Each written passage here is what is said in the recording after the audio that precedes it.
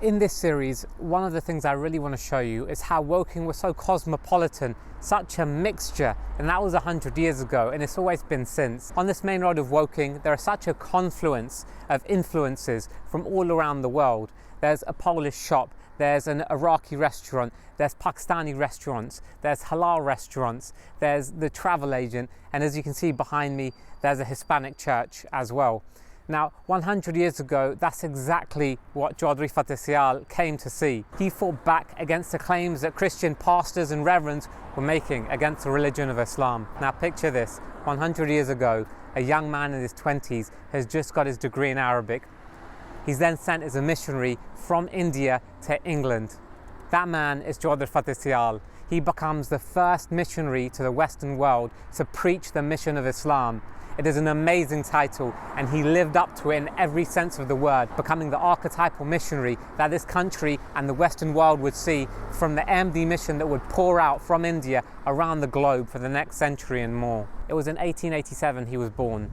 In 1899, he made allegiance to Mirza Ghulam Ahmad of Qadian, who would claim to be the Messiah. Out of love for the mission of Mirza Ghulam Ahmad of Qadian, his family actually moved there. By 1910, he was at the Government College, Lahore. Now here's what's interesting, here's what brings Woking to light, and this is what fascinates me. Who else had gone to Government College, Lahore?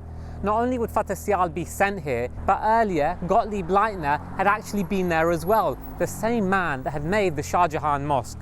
How interesting is history, and how was it to unfurl? He would continue his education at Aligarh University, completing his degree in Arabic. So picture it, trilingual man, English, Arabic and Urdu, comes to Woking. Completely different culture, completely different environment. He sets out and preaches, he writes, he lives in the mosque, he leads the prayers, and he's the first missionary of Islam to the Western world. Now, this kind of church is exactly what Fateh Sial was working against. There was a real theological battle in the written word, of course, in newspapers, speeches. The churches locally did not like the fact that a mosque 100 years ago had become activated. They wanted to send out propaganda against the mosque that was active, that was leaving their pews empty. And if you read the newspapers of the time 100 years ago, it says exactly that. Now, shortly after Fateh Sial arrived, he would actually end up leaving through a theological difference. But that was just a beginning. This was just a prototype mission, a blueprint mission for him to go forward. True, he was still the first missionary of Islam in the Western world. And soon he would use all of that experience to become one of the first preachers, if not the first preacher of Islam, in Hyde Park over 1914, 1915 and onwards. He would use this experience of building a mission here and build it directly into London.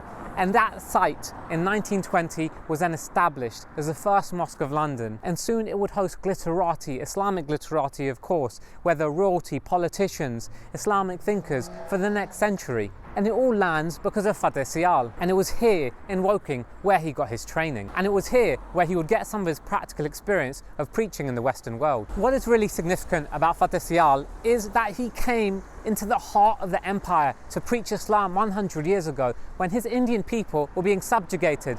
No matter appearance, language, dress, culture, he put all of that aside because of his passion and his love for Ahmadi Islam in particular, and he preached right from the center of the empire.